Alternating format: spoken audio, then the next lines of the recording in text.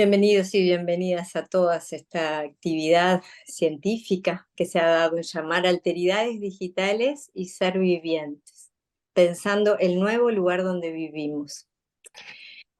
Lucio, es un gusto para nosotros recibirte nuevamente, dando continuidad de alguna manera a la actividad que tuvimos el año pasado, donde presentaste notas para una metapsicología de la curiosidad. Ahora Lucio viene investigando desde hace un tiempo en diferentes temas que tienen que ver con los cambios que venimos presenciando de modo progresivo y creciente en la forma de vincularnos con las tecnologías digitales y sus posibles repercusiones en lo humano. Un gran tema. En esta oportunidad nos da mucho gusto la participación especial del espacio Winnicott de AUDEP, quienes intercambiarán con Lucio luego de su presentación. Le damos la bienvenida a quienes integran el espacio: Cristina Val, Alicia Baranda, Adriana Anfuso, que no la he visto todavía por aquí, pero debe estar por entrar, Natalia Castelli, Cecilia Cordones, Laura de Sousa, Agustina Gines, Martín Mas, Laura Piug y Silvia Tergerías. Bueno, luego de este intercambio se abrirá la discusión entre todos los presentes, luego de dar paso a la presentación de Lucio y darle la palabra. Lucio Gutiérrez es licenciado en Psicología, magíster en Psicoterapia y doctor en Psicoterapia de la Pontífica Universidad Católica de Chile, magíster en Psicoanálisis de la Universidad Adolfo Ibáñez, formado en Psicoterapia Ericksoniana en el Instituto Milton Erickson, Arizona, y luego como psicoanalista en la Sociedad Psicoanalítica Chile, ICHPA. Hasta el año pasado ofició como presidente de la Sociedad Chilena de Psicoanálisis, ICHPA. Bueno, Lucio es un investigador clínico independiente que ha sido parte de variados proyectos dedicados a la difusión del pensamiento clínico, incluyendo la cofundación del grupo Winnicott Chile, la iniciativa PEGO, el proyecto Psicoanálisis para Todos y Pantallas con Sentido. Desde su interés en explorar la vinculación de los individuos y las tecnologías de la virtualidad, ha investigado varias aristas del tema y ha trabajado en la clínica y en la comunidad. También es autor de numerosas publicaciones de gran valor para el desarrollo del psicoanálisis. Bueno, Lucio, te doy la palabra y te escuchamos. Bienvenido. Bueno, muchas gracias, Andrea, y gracias por la tan linda presentación. Quería primero que nada saludar a toda la gente de AUDEP. Dejé de verlos. ¿Por qué no los veo? Yo no los estoy viendo. Ahora me estoy viendo. Renata. ¿Qué pasó? De repente aparecieron y desaparecieron. Está, está bien, está bien. Bueno, ¿Ahí les nos ves? decía que sí, sí, ¿Ahí nos ves, ahí lo Lucio? veo. Bien. Quería darle las gracias, y estoy feliz de que esté, además de que esté el equipo organizador de AUDEP, veo a muchas amigas, amigos, gente con mucho cariño, y el espacio Winnicott de AUDEP, que me encanta que estén acá. Así que muchos saludos también. Bueno, estamos en esa vibra, ¿no? En esa frecuencia teórica también, en ese modo de entender las experiencias humanas. Yo, bueno, les agradezco, como les decía, el espacio. Para mí ha sido un gusto poder estar acá de nuevo. La verdad es que yo la pasé muy bien el año pasado, así que cuando Andrea me contactó de nuevo, dije, bueno, feliz de estar acá nuevamente. A mí me dejó mucho el espacio el año pasado, me dejó pensando, me puse a escribir muchísimo después y entonces para mí estas son experiencias que me vitalizan, lo digo muy egoístamente, ¿no? Pero espero que también ese entusiasmo se irradie, ¿no? Y que podamos generar una conversación sobre este otro tema. En aras de mantenerme en el tiempo, escribí algo, especialmente para este espacio, para este momento. Entonces quiero ir mostrándoles algunas imágenes y comentándoles en base a lo que voy escribiendo, como para mantener un cierto hilo y que después abramos a la conversación si está bien con todos. Em, ¿Tengo posibilidades de compartir pantalla?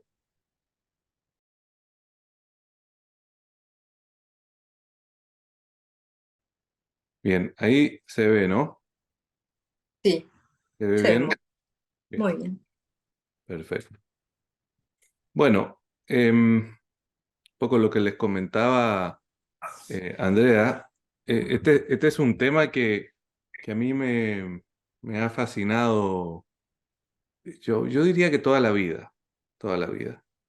Estoy metido hace un par de décadas ya en el tema, pero desde distintas aristas, em, que bueno, son puntos específicos de investigación y cuando armábamos un poco el guión, como sobre el objeto de esta conversación con el equipo organizador, decíamos, bueno, poco muestra cada una de estas aristas, pero ¿en qué confluyen? Y en lo que confluyen tiene que ver con una única línea, que podría resumirse en cómo los seres humanos hemos estado, en el modo como lidiamos, hemos ido incorporando y lidiando con las tecnologías, hemos ido desarrollando una forma nocional de lo que es una alteridad digital, lo que es un problema.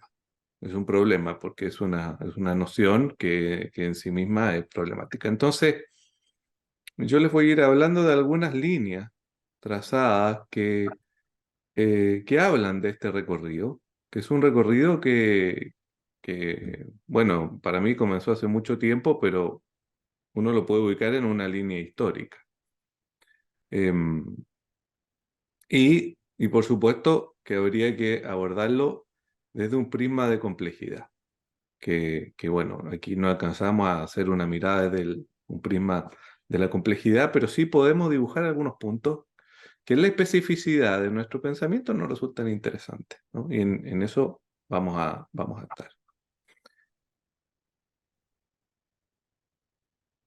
Déjenme ver si esto se ve. Se ve ese como iconito? ¿Se ve Sí, como un, sí? Miren, este, yo les diría que este fue un objeto de fascinación infantil para mí, que fue la llegada de un videojuego en esa época, que se llamaba El Príncipe de Persia. Yo no sé si alguno se acordará, miren, es de 1990. Yo recuerdo que cuando yo miré por primera vez este videojuego me volví loco. Vamos a avanzar un poquitito para mostrarle de qué se trataba. Porque hasta ese entonces los personajes no se movían como humanos. Y entonces, por supuesto, esto es antiquísimo, imagínense, ¿no? Pero en esa época, ver a este personaje que se movía como humano era una cosa que era impresionante. Era impresionante. ¿Cómo era posible que se creara un avatar, le vamos a decir hoy, en esa época esos términos no se ocupaban, ¿no? Un personaje de un videojuego que se moviera como humano? Y generó muchísimo revuelo este videojuego. Entonces, yo nada más quería mostrárselo porque el asunto ha cambiado mucho desde ese entonces, ¿no? Hoy en día, eso que en ese momento era una fascinación, un personaje que estaba afectado por las leyes de la gravedad y la dinámica de los cuerpos humanos, hoy he encontrado como algo muy básico, ¿no? Pero eso nos pasa en todo nuestro relacionamiento con lo tecnológico, ¿no? El asombro de antaño va agarrando arrugas y canas junto con quienes lo experimentamos, ¿no? Y entonces algo de esa fascinación queda.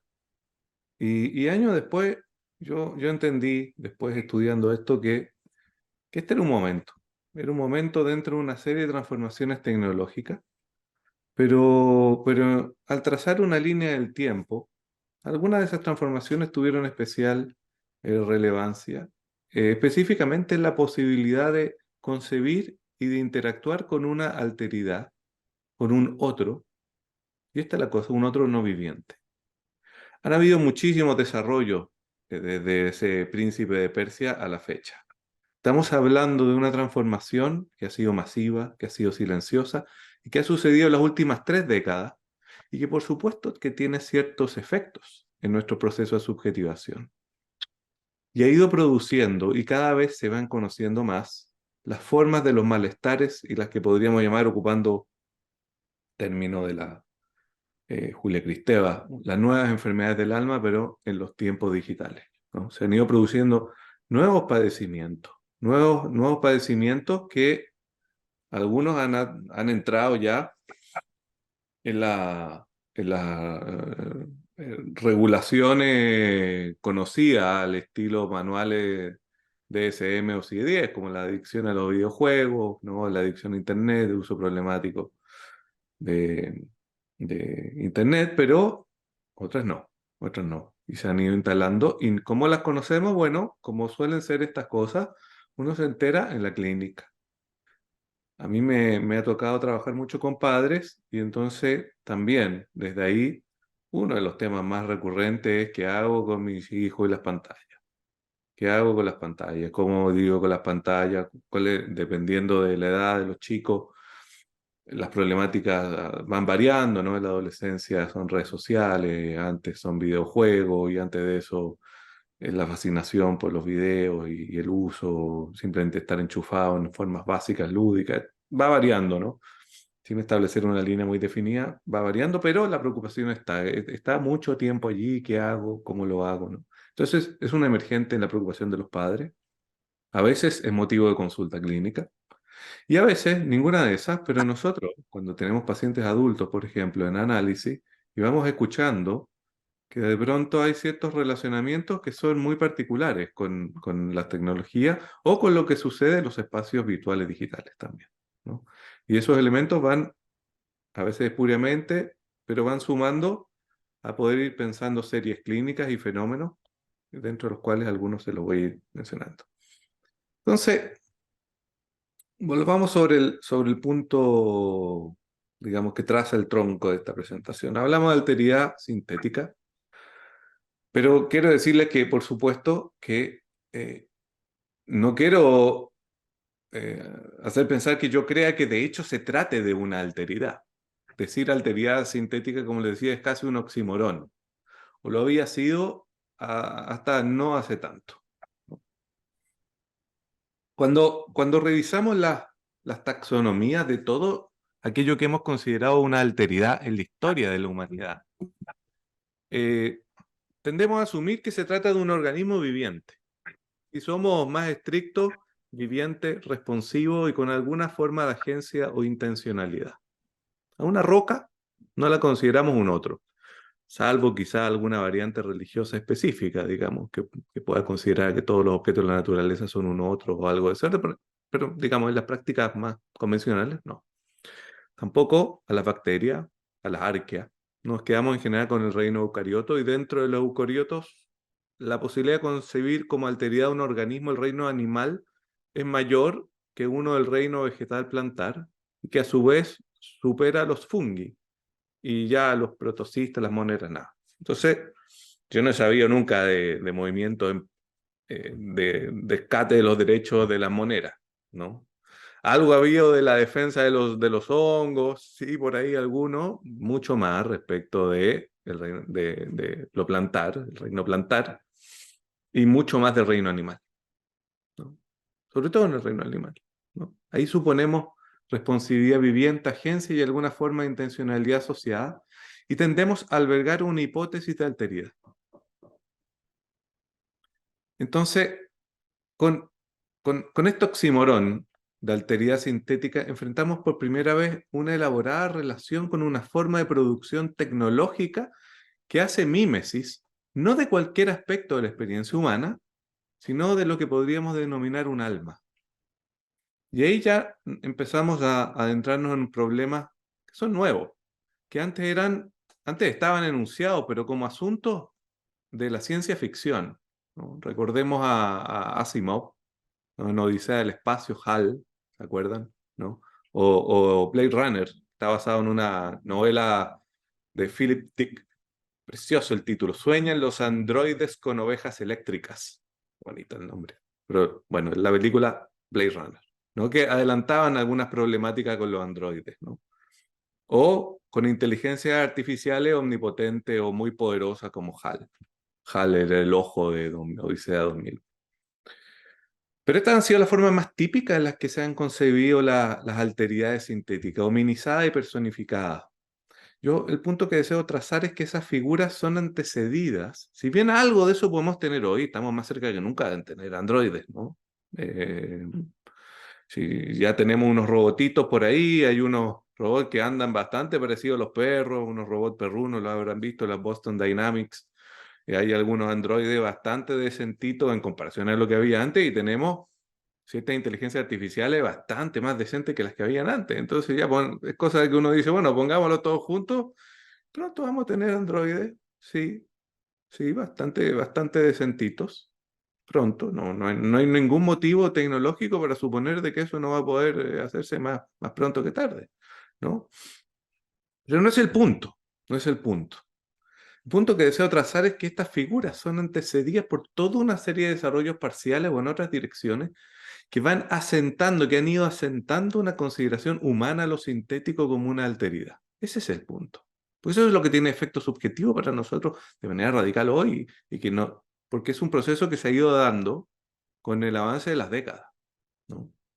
Entonces quiero ir trazando algunas líneas que nos permitan entender esa transformación, que es una transformación psíquica o psíquica cultural, o si nosotros nos paramos desde cierto psicoanálisis, ¿no? En ese modo en el cual lo psíquico y lo sociocultural son indistinguibles en cierta forma de estratificación de lo psíquico, ¿no? De nuestras regulaciones, nuestro modo de estar en el mundo. Entonces, una línea primera que deseo trazar es la línea de los videojuegos. Eh, es una línea, la industria de los videojuegos ha sido especialmente significativa en este desarrollo de este relacionamiento con la idea de una alteridad sintética. ¿Por qué? Los motivos son múltiples, son complejos, pero hay algo que sí podemos decir, que aquello que se suele instalar en los videojuegos, después emerge en distintas formas de otras actividades humanas, como si los videojuegos siempre van apurando el tranco respecto de algunos desarrollos en este punto. Y entonces lo que uno ve al mirar a los videojugadores en relación con los videojuegos no es relevante solamente para los videojugadores y los videojuegos, es relevante también como una suerte de actividad que va anticipando ciertos relacionamientos que después quedan permeados en el resto de la sociedad. Hay un aspecto que resulta además subjetivamente importante, que tiene que ver con la experiencia misma del jugar, ¿no? Recordemos con Winnicott, que el jugar lo define Winnicott como una forma básica del vivir, de la cual la psicoterapia es solo una especialización, ¿no? Entonces, esta forma básica del vivir es central a los procesos de aprehensión y relacionamiento con la realidad. Desde la metapsicología winnicottiana, el jugar es expresión de lo que él llama el área intermedia de la experiencia, vamos a volver más a eso, que es heredera del relacionamiento con objetos y fenómenos transicionales. Y es donde pasamos gran parte del experienciar humano, dice Winnicott, ¿no? Hay algunos que tienen más espacio para esto, otros menos, pero es donde se nos juega acá gran parte del experienciar humano. Por eso es tan relevante entender que el jugar se da y despliega esta forma básica del vivir las transformaciones en el jugar, que están sostenidas también en procesos socioculturales que hacen más o tienden a hacer posibles formas de jugar, algunas más que otras, también va a tener un efecto en términos de este relacionamiento con la realidad. Dice Winnicott que jugar involucra un cuerpo, ¿no? Que en el jugar, en la actividad, desdibuja y traslapa la frontera entre lo externo y lo interno. No, para quienes no están tan familiarizados con Winnicott, no se le pregunta al niño, dice Winnicott, si lo que está jugando es subjetivo o objetivo. Si se le pregunta al niño si esto es parte de tu imaginación o es objetivo, se rompe el juego. Puede que conteste el niño, pero si contestó, ya no juega. Y si está jugando, ese asunto de distinción y el asunto del juicio de la realidad es irrelevante y así tiene que ser. Es una de esas paradojas que dice Winnicott que no tiene que ser resuelta. Porque si se intenta resolver con un enunciado inteligente o haciendo la exigencia de resolverla, se rompe. Entonces, el jugar requiere de ese entre donde no se hace la pregunta. Pero también eso es un entre, y esa es una particularidad que involucra un cuerpo que está en ese desdibujamiento. Pasa otra cosa además con el jugar, que es que ego y alter, vamos a decir ego y alter para no decir el yo y el otro, que por ahí en coordenadas lacanianas nos llevamos por otro lado. Entonces hablemos de ego y alter, ¿no? Participan en esa dilución de fronteras. O sea, el cuerpo en la actividad diluye lo interno y lo externo, pero también cada uno de los miembros del jugar está en esa dilución, ¿no? Entonces, junto a alter podemos hacer la mímesis en los juegos de roles o antagonizamos en un juego de desafío o jugamos a los juegos de azar desafiando a la naturaleza o desafiando los límites del cuerpo en los juegos de vértigo. Las distintas variedades del jugar ponen en juego las relaciones con el otro y con las limitaciones de la realidad de distintas maneras, ¿no? Esto, por supuesto, nuevamente, quienes están familiarizados, trabajan desde Winnicott, partimos de este supuesto, es anterior a toda idea del juego como una proyección de la fantasía. Eso se puede dar esas proyecciones, pero eso es algo secundario respecto de esta idea de Winnicott del jugar como una forma básica del vivir, ¿no? Entonces, llevando esto a esta imagen que les pongo acá, bueno, los niños exploran, tocan, conocen, todo con guión, las cosas, ¿no? Y algunas cosas del mundo responden y otras no. Y las que responden, llamemos a esa cosa un gatito o una babosa, fascinan, conmueven o impactan, ¿no? Una silla, en cambio, no necesariamente. Quizá el niño agarra una silla y la deja caer y eso moviliza la curiosidad un tiempo, puede hacerlo bastante, ¿no? Va a ver cómo funciona y va conociendo algo de la ley de la gravedad con esto, con la física de los objetos, ¿no? Y se cae, imagínense, el niño se ríe, se pega una carcajada y lo repite, y puede estar así un tiempo. Pero con el gato o con la babosa es distinto, porque responden novedosamente. Entonces, no solo se ven afectados por la fuerza que le imprime el niño, sino por el propio impulso vital. Entonces, su respuesta conecta con lo que podríamos llamar lo espontáneo viviente. No hay una relación con lo espontáneo viviente en la manipulación de un objeto, pero sí con un gatito o con una babosa. Entonces, el niño se afecta ante la imposibilidad de aprender, de atrapar completamente, podríamos decir, la gatuneidad o la babosidad del animal. Se le escapa. Y a veces esto le maravilla, otras veces le asusta o les enoja, a veces se pueden poner crueles, ¿no? Todo con la babosa, ¿no? Los gatos arrancan. Bueno, un primer punto al que quiero llegar con esto es que en la historia de la humanidad hemos tenido un entendimiento tácito respecto de lo que es un juego y que consiste en la separación entre un jugador, un otro jugador con quien se juega, ciertas reglas o regulaciones del juego, algunos, y ciertas condiciones materiales que lo hacen posible. Y ese otro jugador lo hemos supuesto un ser vivo, responsivo, intencional. Algunos juegos tienen más variaciones y deben definirse antes durante el juego, ¿no? Cuál se juega escondida, se va definiendo quién busca, cuánto buscan, cuánto se cuenta, dónde se tapan los ojos, si hay capilla, no hay capilla, si se pueden salvar, versión zombie, ¿no? Qué sé yo, etcétera. Otros están altamente protocolizados como el ajedrez, que tiene variantes, pero más bien pocas, ¿no?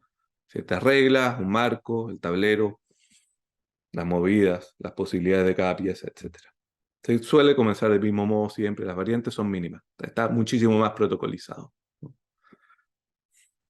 Y, y en ese sentido, el jugar como actividad tiene estabilizaciones artefactuales, que son las que llamamos juegos, que se crean en su momento algunos, otros son recreados en base a una transmisión cultural intergeneracional como el ajedrez.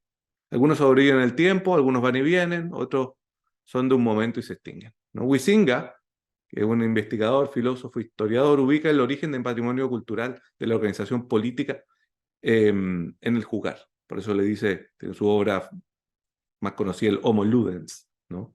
Si nosotros vamos un poco más lejos, podríamos decir que la producción y la reproducción de las formas más básicas de organización de las relaciones ego y alter, el modo como nosotros organizamos psíquicamente nuestros relacionamientos ego y alter, y el estatuto mismo de lo que definimos con alteridad se desarrollan a partir de formas del jugar.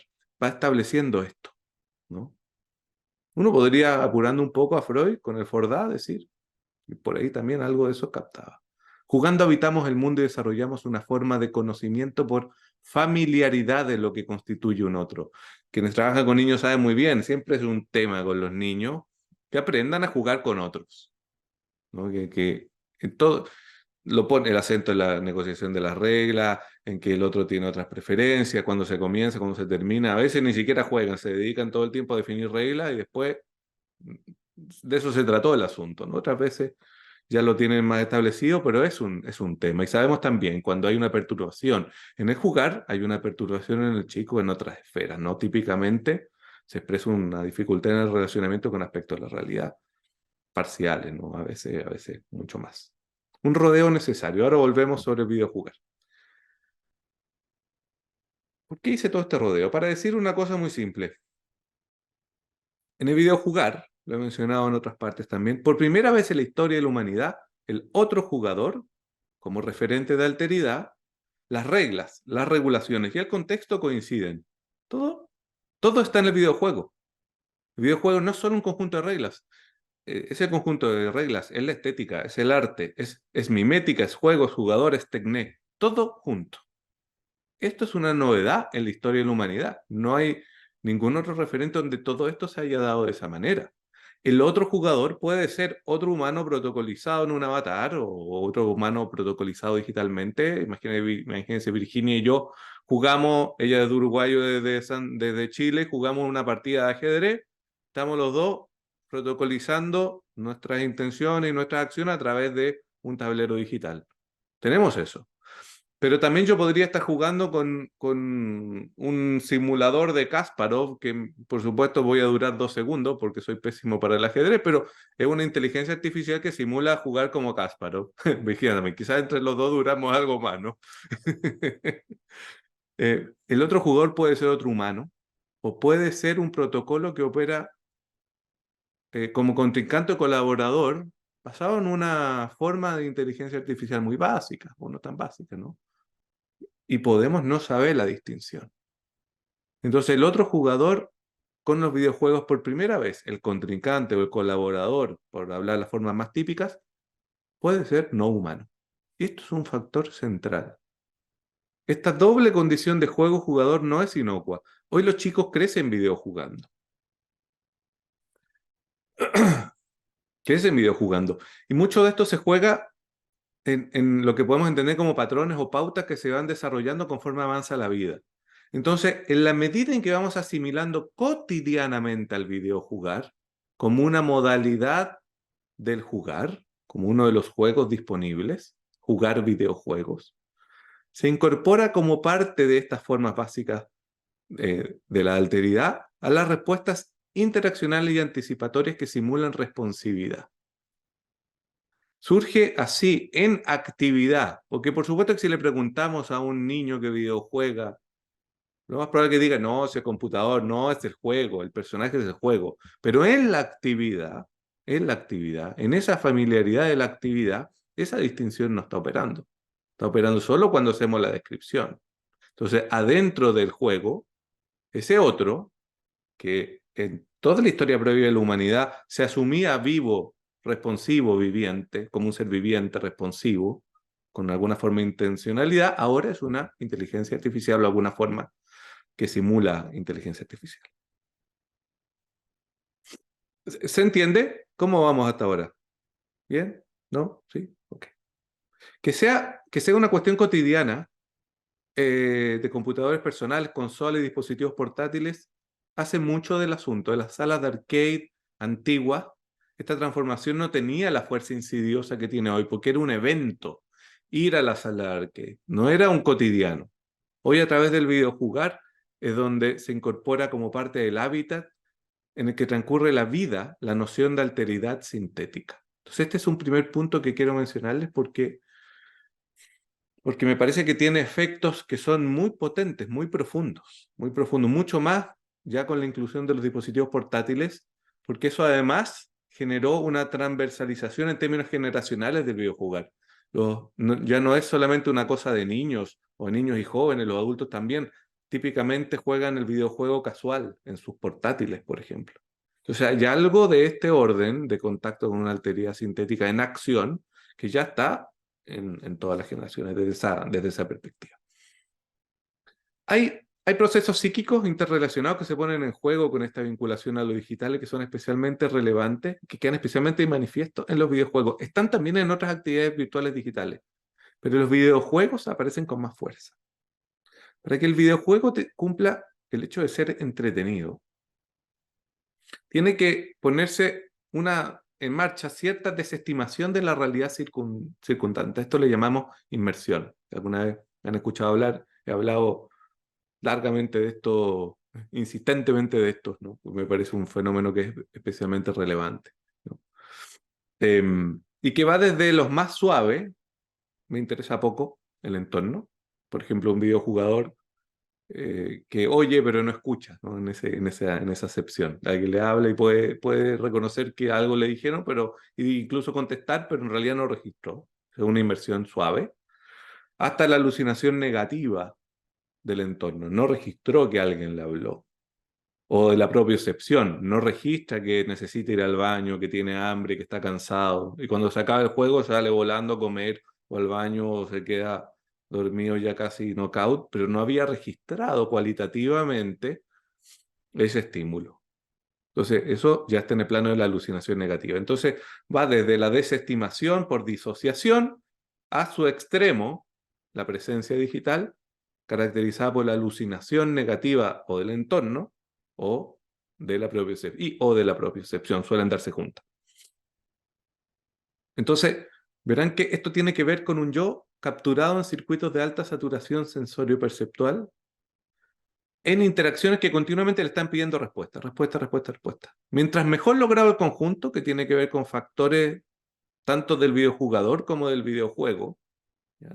La narrativa, lo táctico, lo estratégico, la estética, cuánto de esto conecta también con el registro del deseo y la fantasía del videojugador, de los desafíos en función de sus capacidades, del tiempo disponible. Hay una serie de factores que se ponen en el juego que están bastante estudiados. Pero digámoslo, mientras mejor se logra todo este conjunto, más intensa la experiencia inmersiva. Pero en todos los casos, ¿qué es lo que reconocemos? Hay alto interés y excitación. Entonces, el videojugador, merced su interés y excitación, se entrega al videojuego y depone aspectos de la realidad. ¿Mm? Entonces, en esto se asemeja a la desestimación que es cercana a lo alucinatorio, que es propia de todo jugar entretenido. Ustedes podrían decirme, pero Lucio, eso también es propio de todo jugar. ¿Cuál es la diferencia? Todo jugar entretenido tiene esa desestimación, ¿no? Hay algunas diferencias. Hay algunas diferencias. Bueno, hay una que tiene que ver con cómo quedan atrapados en estos circuitos de demanda continua durante mucho más tiempo porque están organizadas esas experiencias para no detenerse, ¿no? Pero esa incluso podríamos decir una muy, muy, muy buena experiencia de juego físico también podría llevarnos para allá. ¿Cuál es la diferencia central? La que más nos importa, al menos acá. Es que este proceso casi alucinótico se acompaña no solo de la excitación corporal, sino que junto con la excitación corporal tenemos una mediación digital de la actividad, que involucra cierto grado de extensión de las fronteras del propio self a un campo de juego virtual digital. Y con esto, a una radical protocolización de la experiencia de estar siendo en el mundo. Esa es la gran diferencia.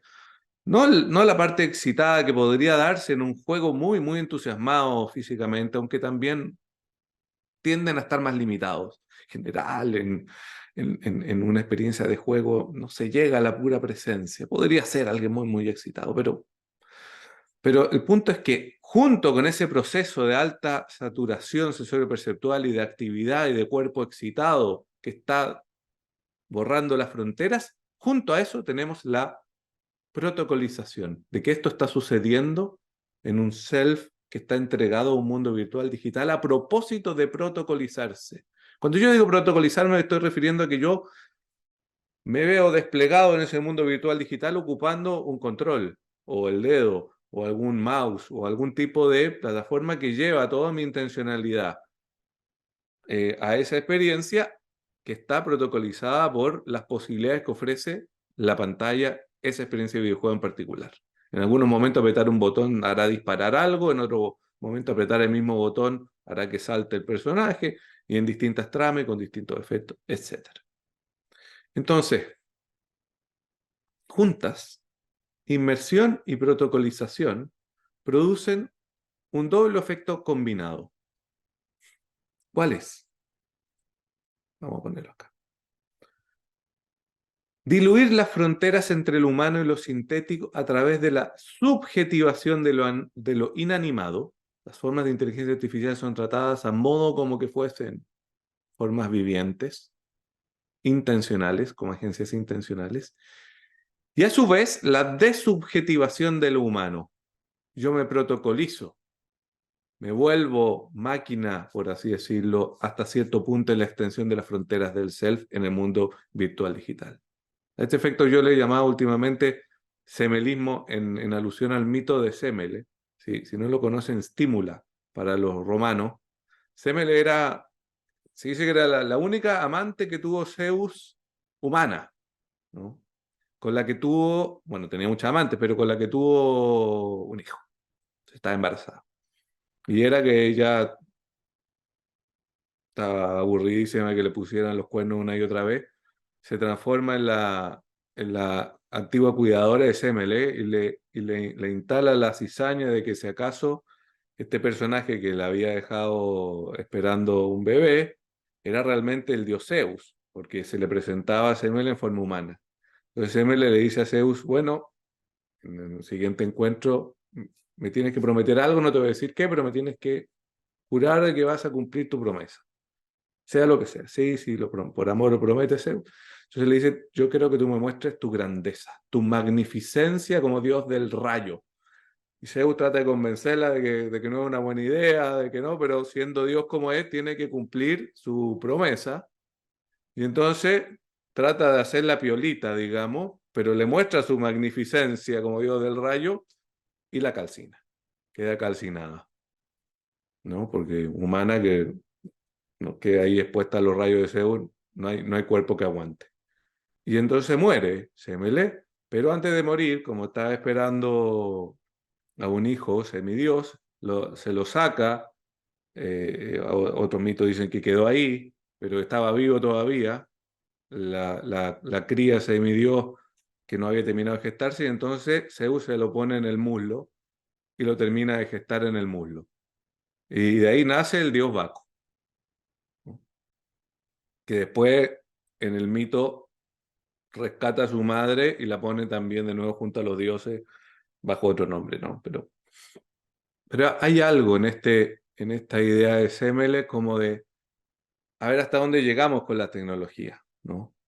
¿No? Lleguemos hasta donde llegamos y que terminamos perdiendo este carácter humano por acercarnos a las tecnologías y después creyendo que las tecnologías pueden engendrar lo humano también. Entonces esa doble condición, por ahora le he puesto a falta de mejor nombre, semelismo. La subjetivación del humano, perdón, la desubjetivación del humano y la subjetivación de lo inanimado como un fenómeno conjunto que se da especialmente de manera clara en los videojuegos. Pero no es el único lugar. Los portables son otra línea. Los portables y la deseabilidad social también nos van acercando a una exposición de alteridades sintéticas. El desdibujamiento que se observa de lo humano y lo sintético queda también puesto en la relación que mantenemos Revolución iPhone mediante con las pantallas portátiles. Esto venía anticipándose hace mucho tiempo, pero hacía falta cierto grado de penetración de Internet, de disponibilidad de Internet en todo el mundo y de dispositivos y asuntos de ese orden, que ya están, ¿no? Em, y entonces hoy son parte de nuestros modos de comunicación y los modos en los que hacemos circular el discurso amoroso y trabajamos también los portátiles. Entonces ya sabemos que no es solamente un medio como el teléfono. El avance tecnológico de los portátiles y las plataformas de comunicación social especialmente cambió las relaciones en torno a la expectativa de una respuesta de un otro. Ese es un punto que es especialmente importante.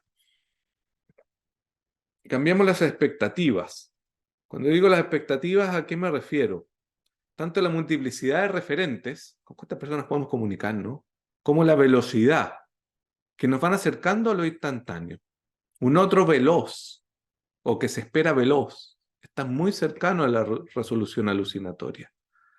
Este es un tema que ya en los 90 lo venía denunciando Kenneth Gergen, un clásico, no sé si te acordarán, que se llamaba, lo tradujeron como el yo saturado, pero era el self saturado, que hablaba de cómo había tanta demanda por responder en esa época. En esa época, imagínense, o sea, Kenneth Gergen estaría vuelto loco hoy día con lo que ha pasado. Se espera un otro que en ese sentido viene también protocolizado en tiempo y espacio por las condiciones de las plataformas que usamos y la relación que mantenemos con ella a través de los portátiles. Por ejemplo, se definen los tiempos y modos de comunicar y se construyen semióticas particulares en torno a ella. No nos vamos a detener en eso, ¿no? Los emoticones son un gran ejemplo de lo que trata de instalarse porque nos faltan otras claves, ¿no? Los GIF, los memes. Todo esto asimilado por los usuarios, ¿no? Que lo van tomando inadvertidamente, van transformando también sus discursos en relación con esas posibilidades, ¿no? ¿Se acuerdan que Twitter antes tenía 140 caracteres, después pasó a 280, hoy en día pueden ser 10.000? ¿Han escuchado en los discursos de los pacientes las coqueterías en Instagram a punta de la imagen que pongo, que si me hizo un like, que no, que cuánto tiempo se demoró en hacer un like, que si hizo un comentario aparte o no? O sea, se van armando otras claves, el mejor en visto, ¿no? El agro, etcétera, que nos interesa a nosotros como modo de vehiculizar el discurso amoroso, pero son más asuntos de teoría de la comunicación. Pero que van transformando el cómo vamos entendiendo ese entre humanos protocolizados por aquí, ¿no? Las posibilidades que dan las plataformas en los portátiles. ¿Y por qué digo los portátiles nuevamente? Porque el asunto que sea cotidiano, que lo llevemos con nosotros a todas partes, tiene gran parte del asunto, ¿no? Entonces, sabemos bien a estas alturas que, por ejemplo, que habitamos, hablando de este semelismo, ¿no? De la mixtura entre lo humano y lo sintético. Habitamos las redes sociales y sabemos que en las redes sociales hay algoritmos que precipitan ciertas respuestas. Sabemos que hay bots, ¿no? Los famosos bots, ¿se acuerdan con Trump o las elecciones? Los bots, que crean respuestas, que crean perfiles falsos con respuestas. Y sabemos que hay humanos que están limitados por las protocolizaciones digitales, por lo que alcanzan a decir en tantos caracteres, con tanto espacio, etc. Sin embargo, a la hora de responder al discurso del otro, ¿qué es lo que hacemos? Tendemos a reaccionar como si las retóricas fuesen llevadas siempre por humanos. Nos vemos afectados, vemos un bot que escribe algo y podemos decir, ah, es un bot. Pero igual nos pasa algo cuando leemos lo del bot. Las personas no se pueden aguantar de ir a leer la secuencia de comentarios después de una noticia, aunque saben que probablemente el quinto o sexto comentario ya van a estar hablando o del nazismo o del presidente de turno, algún asunto de política o de denostación de algún tipo. Hubo un estudio una vez que decía cierta cantidad de enunciados y esto termina precipitado en una posición, digamos, en una posición fanática. Sabemos que eso es así y no podemos evitar lanzarnos ahí y suponer que ahí hay humanos. Aunque sabemos que son bots, igual los leemos y los tratamos cual fuesen humanos.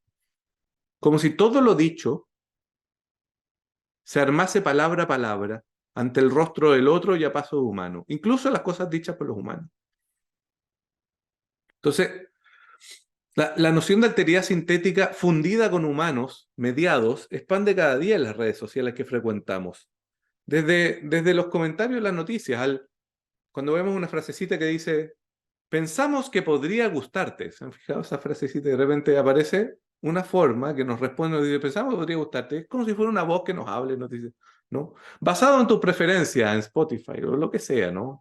Estamos llenos de esto, impactados todo el tiempo por frases que dicen, esto tiene que ver contigo, como si fuera una frase dicha por un alguien. No quiero detenerme en las particularidades de cada una. No solamente quiero decir que es un efecto general que tiene que ver con habitar el mundo en el que vivimos hoy, que forma parte del cotidiano hoy. Entonces, esta capacidad anticipatoria y la respuesta predictiva algorítmica de estas máquinas se empieza a deslizar, no solamente opera en nosotros, sino que se empieza a deslizar como un imperativo al humano en el mundo digital. ¿Se han fijado ustedes en los WhatsApp grupales, cómo se arman derivas persecutorias? Como si en los WhatsApp grupales no hubiera espacio al malentendido, ¿no? Solo la deriva persecutoria. O sea, se asume de que el otro debería ser capaz de entender la intencionalidad de lo que yo dije porque es autoevidente. O sea, no, vamos tratando al otro a través de los grupos de WhatsApp, este es un gran ejemplo, digamos, que se suele dar mucho, como si fuese una inteligencia artificial que nos ha estado leyendo todo el tiempo, que sea nuestra y que sabemos lo que podría gustarte, sabemos lo que tú estás pensando, ¿no? Y empezamos a tratar al otro en esa expectativa y por supuesto las respuestas persecutorias tienen en parte que ver con eso, la intolerancia al malentendido y otra serie de fenómenos que van ocurriendo con mucha fuerza, como fenómenos grupales, en estos WhatsApp, por ejemplo. En definitiva, desubjetivamos al humano a través de la exigencia de una lectura precisa de nuestra intencionalidad y en el desconocimiento de la pérdida que significa la limitación dada por las condiciones de los protocolos digitales. No sé si a ustedes les pasará, a mí me ha tocado mucho, en la clínica también, me ha tocado decirle a la persona, ¿usted no ha pensado de que la otra persona está escribiendo lo que puede, tratando de entender lo que puede en el marco de lo que puede, o que quizás no le contestó poniendo tanta atención a lo que usted había dicho, o que quizás lo hizo en un momento que usted dijo que no, ¿cómo se demoró tanto? Quizás estaba ocupado en otra cosa, ¿no? O sea, estamos instalando esa exigencia, es una exigencia desubjetivante, ¿no? En la práctica, por supuesto, quiero decir, ¿no? El mejor ejemplo, ¿no?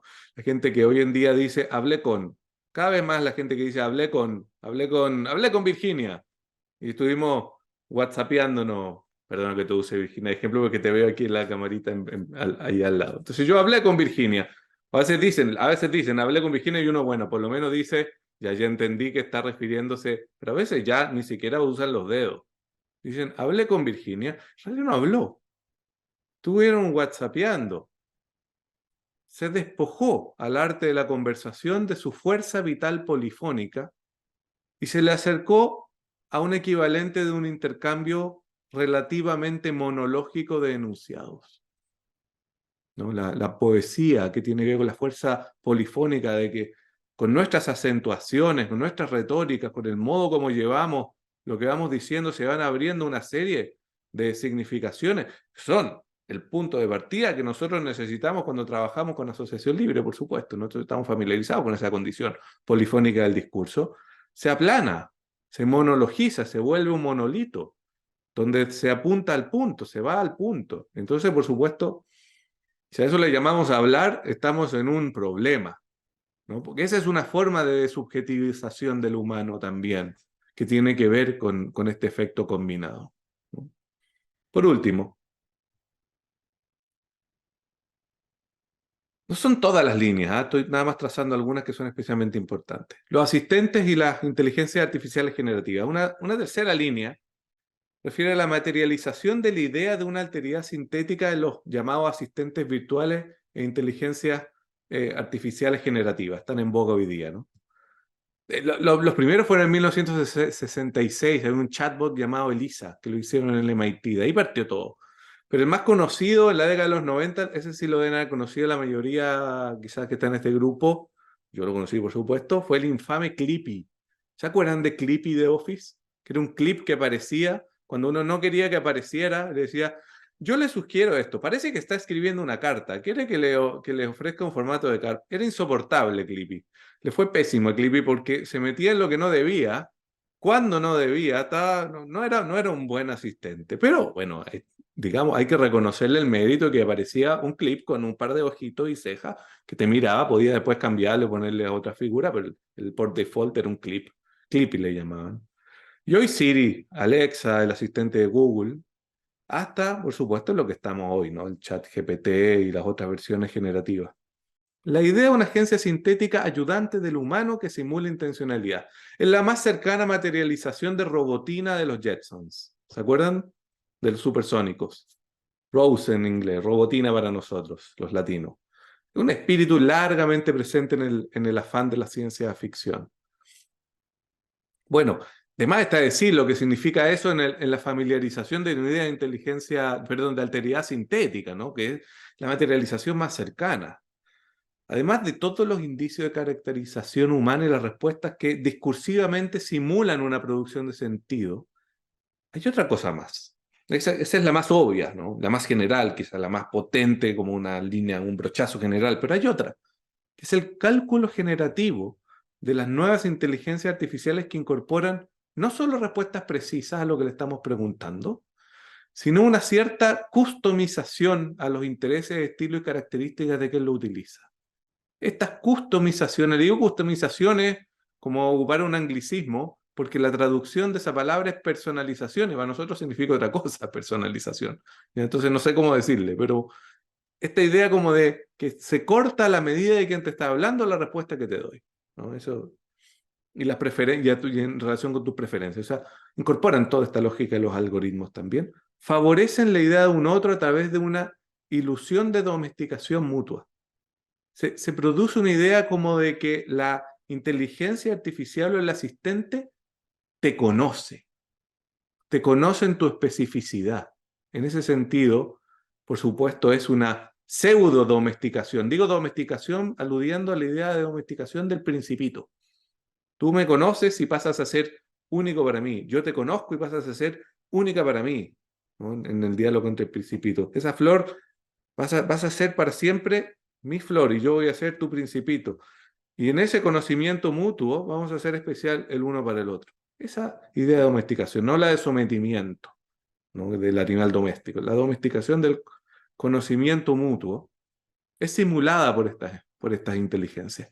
Y eso ya es radicalmente potente en términos de la instalación de una ilusión de una alteridad o de una alteridad sintética, ¿no? La simulación esta no puede pasar desapercibida, ya que se aprovecha de las claves largamente asentadas que tenemos en nuestro desarrollo emocional primitivo y el posterior, de lo que es estar en contacto con otro. Estar en contacto con otro tiene que ver con eso, conocernos en nuestra especificidad, en nuestras formas, en nuestros modos. Entonces, cuando tenemos una inteligencia artificial generativa, que además de ser generativa, de simular ser una agencia con inteligencia, customiza sus respuestas en relación contigo y genera entonces la ilusión de que te conoce, este efecto pasa a ser mucho más potente. Las crianzas distraídas, como un último vértice especulativo, ¿no? Esto no es algo que está así, pero lo podemos especular. Tiene que ver con lo que se conoce como el distracted parenting o las crianzas distraídas por la tecnología. Los papás miran al bebé y se hace espejo en el rostro, ¿no? Los padres, mamá, papá. Imaginemos una madre que está mirando al bebé, pero de pronto se tarda un poco más, se desacomoda, llega tarde a la mutualidad de la mirada. Llega, pero llega tarde o llega torpe. El ritmo se interfiere.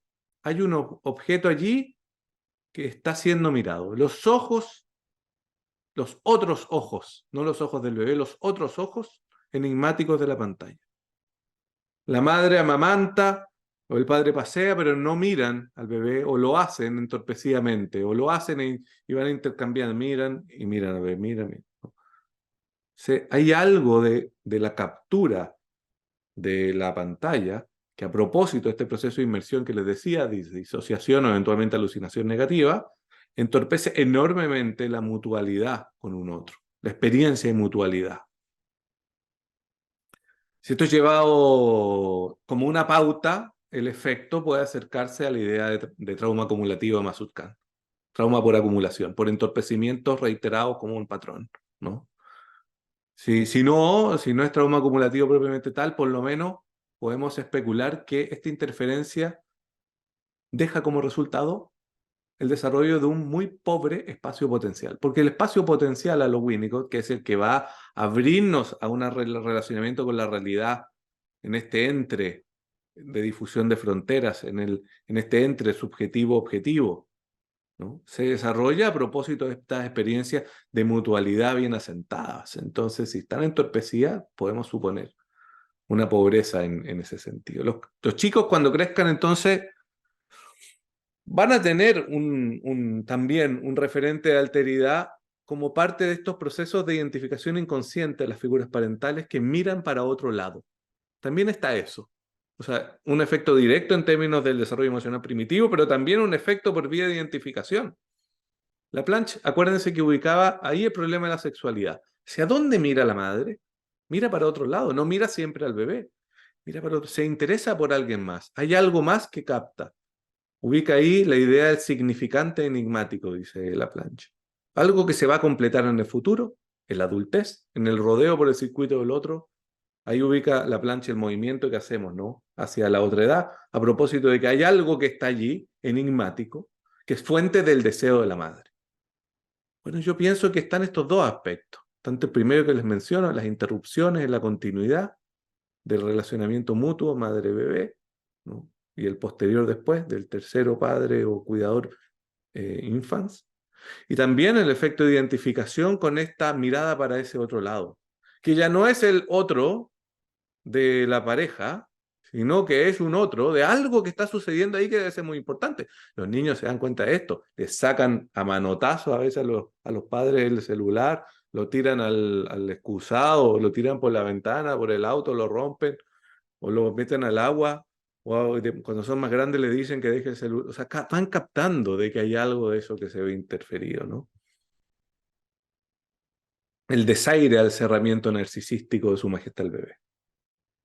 Bueno, por último, cerrando, y abrimos a la conversación.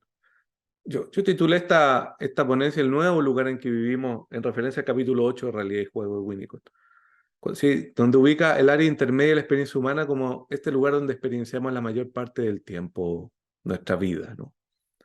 Donde se ubica el jugar, donde se ubica la experiencia cultural.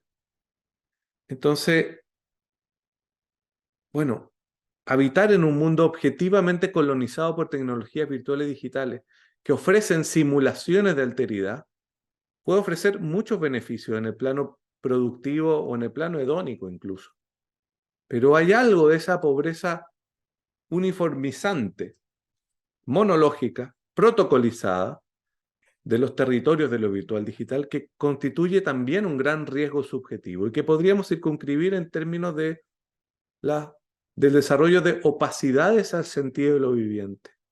De que el sentido de lo viviente se vuelva más opaco en relación con la exposición a todas estas alteridades digitales que en acción, en las distintas formas de actividad, nos ponen en el circuito donde respondemos y debemos responder como que fueran alteridades vivientes.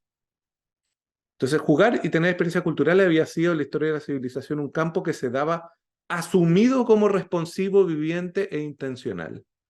Hoy las distintas formas de semelismo indiferenciante entre lo humano y lo sintético están cambiando el panorama. Y con estas, les decía, las nuevas formas de malestar que van a ir emergiendo.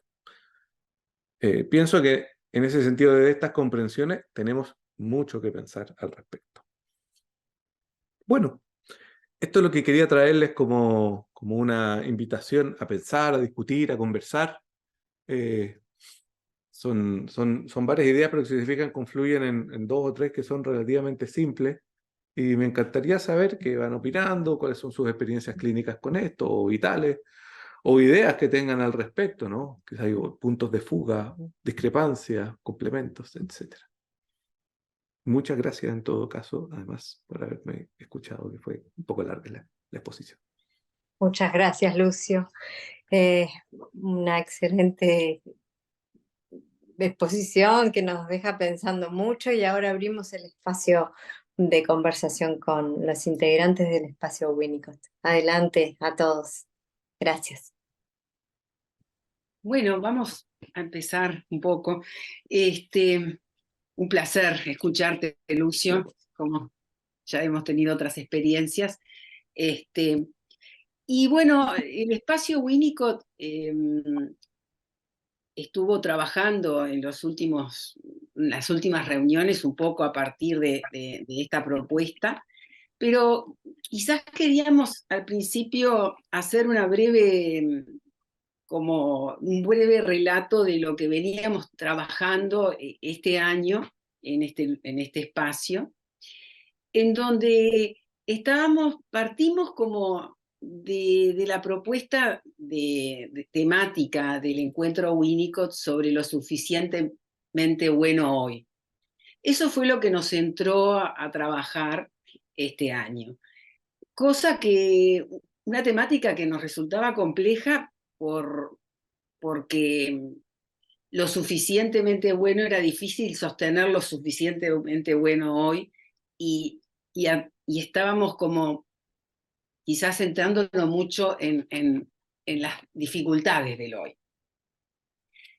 Y en ese sentido pensábamos en la crianza, en la realidad actual, en la clínica, y en esa línea surgió un texto, o un libro específicamente, de Víctor Guerra, que se llama Vida psíquica del bebé, la parentalidad y los procesos de subjetivación.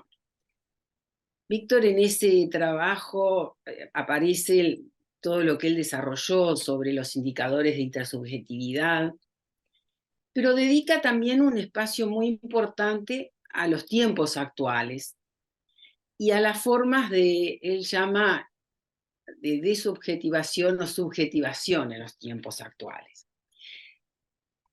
Estando como discutiendo a partir de estas temáticas, es que surge la invitación a participar de este encuentro con Lucio, y ahí, es decir, estábamos en una temática bastante similar, y los textos que nos llegaron de Lucio realmente fueron como fermentales en la discusión.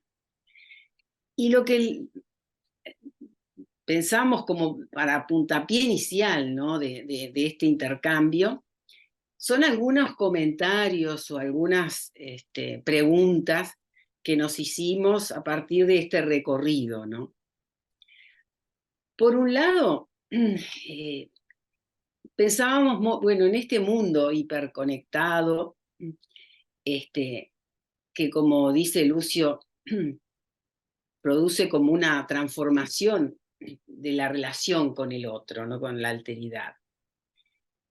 Y si bien somos inmigrantes digitales, como él plantea en uno de los trabajos, pero también cada vez más estamos interactuando con otros digitales. Entonces, en esa línea nos interesaba pensar en algo que también él plantea, de cómo incide en el psiquismo esta relación con el otro.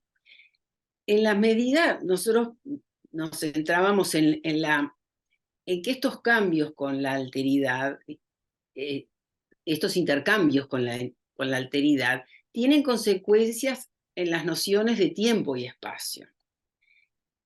Y veíamos cómo estas adquisiciones son adquisiciones que tienen las bases en los primeros momentos del desarrollo, ¿no?, donde prima como la intersubjetividad.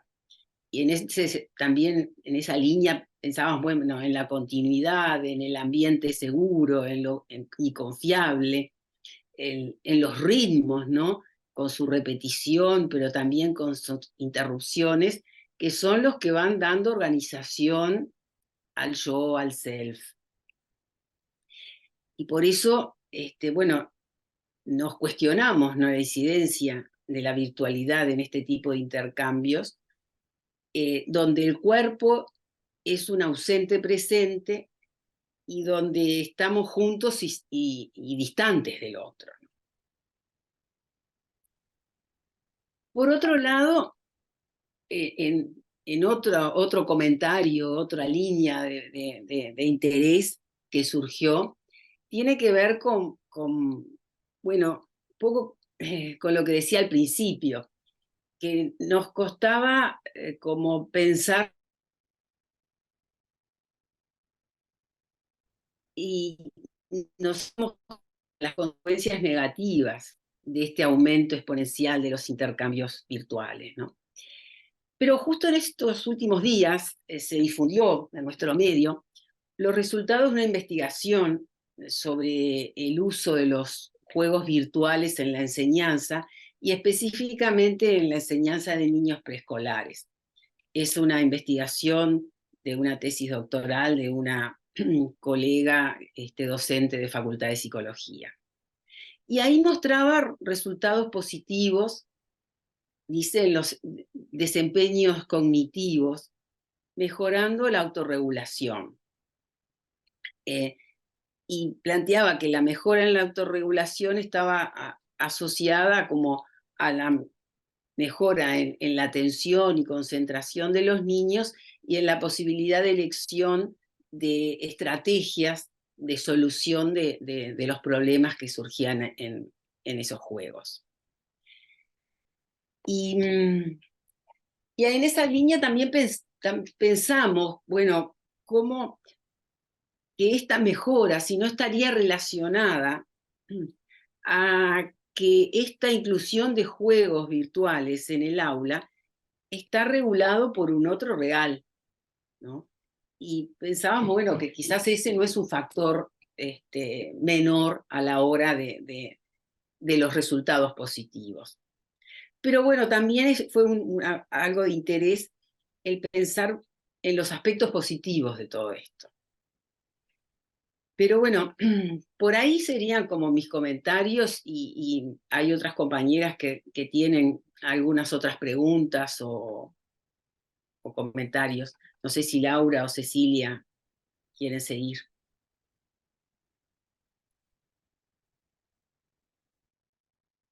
Bueno, no, un comentario muy cortito nomás pensando en esto de las crianzas distraídas, que también nos centramos mucho a pensar, ¿no? En los impactos en la subjetividad de los niños, cómo afectan la percepción y la sensibilidad del bebé, ¿no? En cómo decodificar las señales. Y justo hoy un paciente, ¿no? Me hablaba de su hijita de 2 años que dice, está muy independiente, entonces tiene a Alexa que prende las luces, apagan, entonces ella va, y Alexa prende las luces, entonces Alexa prende las luces, entonces yo pensaba, ¿cómo es esa interacción, no? Que no hay una respuesta de una mirada, un gesto, una negativa, que sí, ¿no? Y dice, y él muy como orgulloso de esta niña de 2 añitos, que va por la casa, ¿no? Haciendo esa interacción. A mí me sorprendió muchísimo. Entonces, un poco eso, cómo se afecta la construcción de la subjetividad, ¿no? Con esas interacciones, o mucho más primariamente, ¿no? En los primerísimos tiempos, esta enfermedad materna primaria que a mí se me figura como que queda quebrada, ¿no? Por la inmersión digital, es como que, ¿no? Esta distracción hacia las pantallas quiebra como esa unión, esos tiempos, esos ritmos, ¿no? Cómo está afectando toda esta subjetivación del niño, ¿no? La construcción de la subjetivación, no sé, un poco también pensábamos ahí como profundizar, que tú lo traías recién, ¿no? Al final, pero profundizar también en eso, ¿no?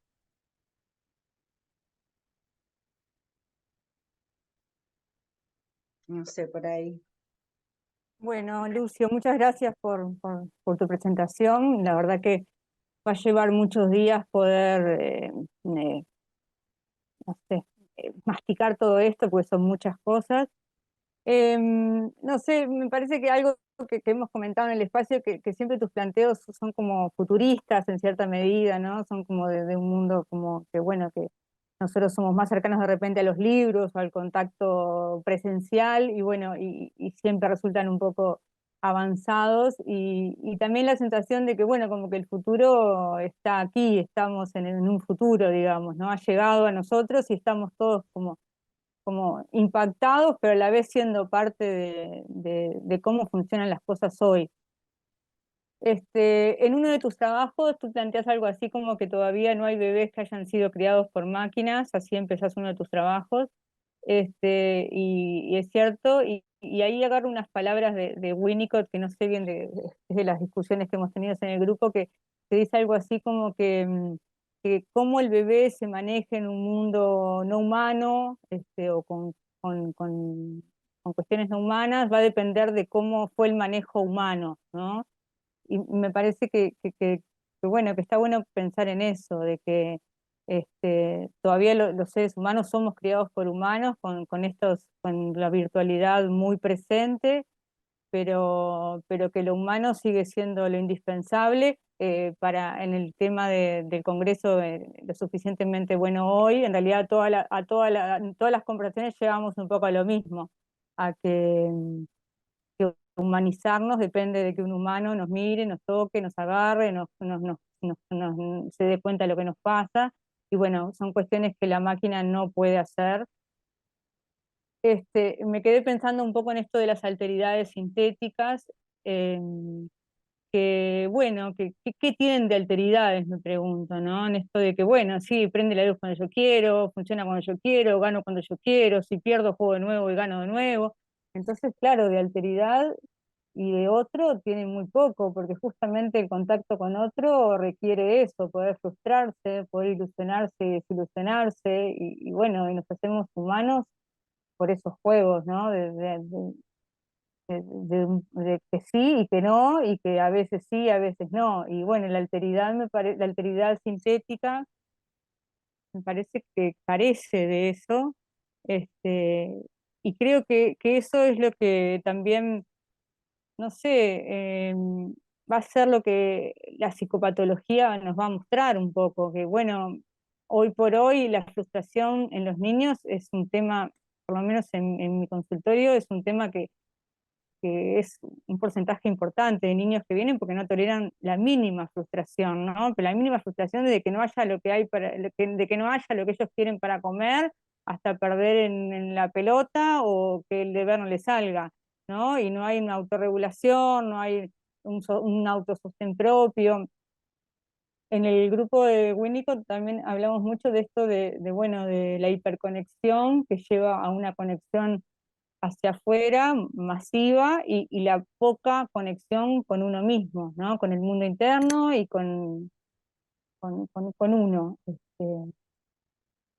Bueno, algunas ideas para seguir pensando.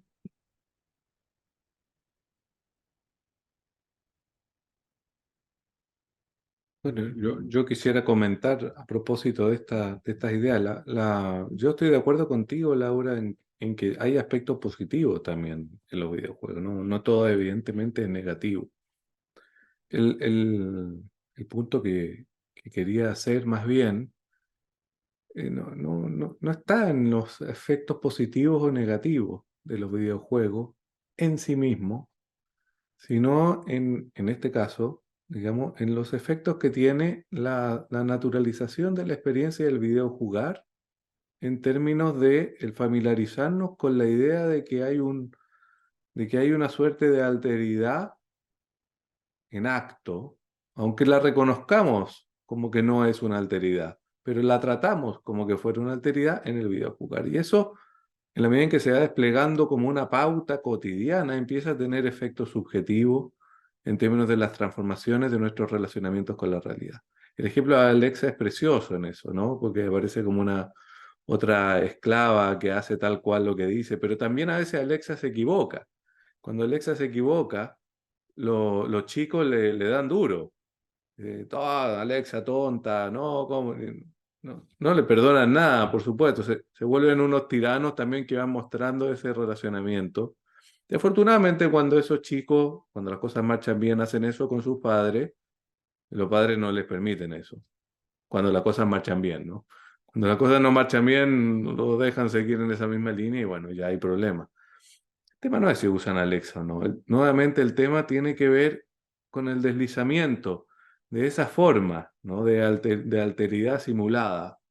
La alteridad simulada también puede llegar a simular disconformidad o puede llegar a simular no darle en el gusto todo el tiempo y probablemente cuando ya avancemos hacia la producción que algo de eso ya hay, ¿ah? Hablando del futurismo hoy, algo de eso ya hay en las formas de simulación de, de parejas y de juego de seducción se ha incorporado el poner el no. Y el no llevarle el amén a las parejas, porque eso se dieron cuenta estos desarrolladores que produce más interés. Entonces, no siempre, entonces, se dejan querer, no le aceptan todo. Entonces, todavía está en nivel chat GPT, pero las simulaciones en base a estas inteligencias generativas que son simulaciones de pareja, ya incorporan la cuestión del no para hacer aún más fuerte la simulación de alteridad, ¿no? Como en esa línea que no sea un simple esclavito, esclavita, no proyección de que va a hacer lo que uno diga. Hacer resistencia, por supuesto, con el mismo fin instrumental, ¿no? Que producir la ilusión de una alteridad.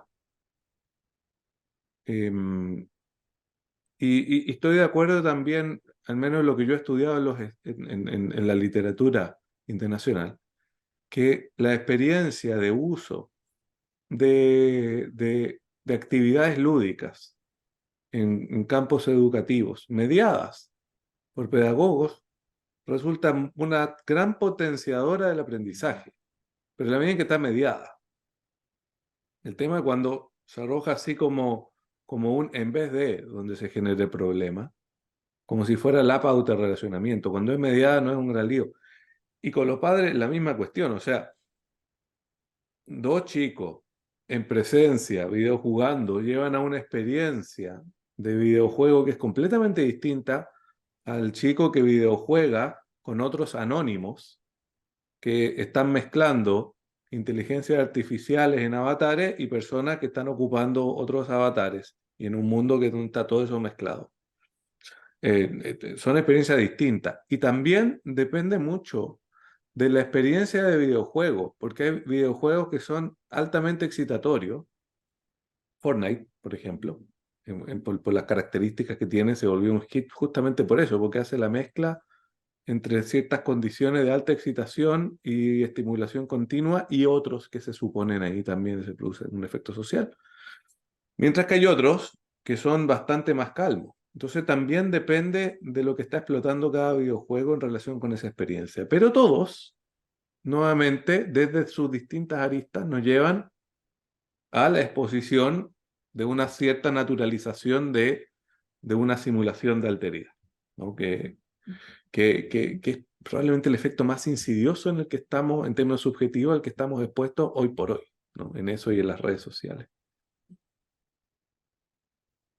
Yo, lo de el otro comentario que hicieron, se me movieron creo que fue Laura. Respecto, o Cecilia, respecto de la preocupación maternal primaria, yo supongo lo mismo. O sea, uno dice la enfermedad corriente de la madre en ese periodo de altísima sensibilidad, que de lo que se trata es de deponer al yo para poder estar en esa experiencia de mutualidad captando al bebé. Si suponemos que el uso de las pantallas lo que hace es producir una integración forzada al yo por vía de la captura del proceso atencional en relación con la excitación, al menos teóricamente, nos va a sugerir que ese proceso debe haber interferido, muy interferido, teóricamente. No sabemos, podemos suponerlo, ¿no? Podemos suponerlo. Más grandes, hay ya investigadores que han hecho estudios que han ido evaluando el impacto del uso de las pantallas en padres en relación con algunos procesos de los chicos y efectivamente eso sí está empíricamente bastante bien documentado, sobre todo hay un investigador que se ha dedicado la vida a hacer eso, que los procesos de regulación afectiva de los niños, 5, 6, 7 años, hasta 10 años, en relación con padres que usan bajo cierto punto, digamos, con cierta insistencia las pantallas versus otros que las usan muy tranqui, están afectados, claramente afectados. Ahí sí. Atención y autorregulación como efectos especialmente insidiosos respecto del uso sistemático de los padres en relación con las pantallas. De los padres, no de los niños, cuando los padres usan las pantallas.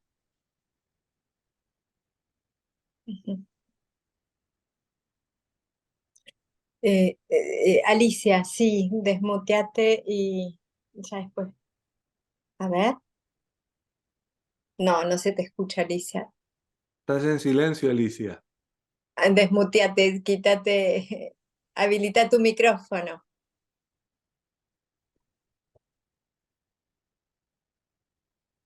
Ahora sí, Sí, sí, ahora ahora sí. está bárbaro cómo están trabajando. Pero yo estaba pensando, yo creo que sí, que estamos más o menos de acuerdo en que esto puede ser horroroso, pero es un cambio evolutivo de la humanidad, ¿no? Viendo el Homo sapiens, es un cambio evolutivo y no se va. Está instalado como se instaló el fuego, por ejemplo. ¿Cuánta gente se quemó?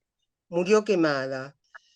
No sabían qué utilidad darle, cómo se volvía a prender, los líos que pasaban para conservar el fuego. Me remito a la divina película esta francesa, no me acuerdo el nombre del director ahora, Anu, algo así, una película de hace muchos años, la conservación, la guerra del fuego.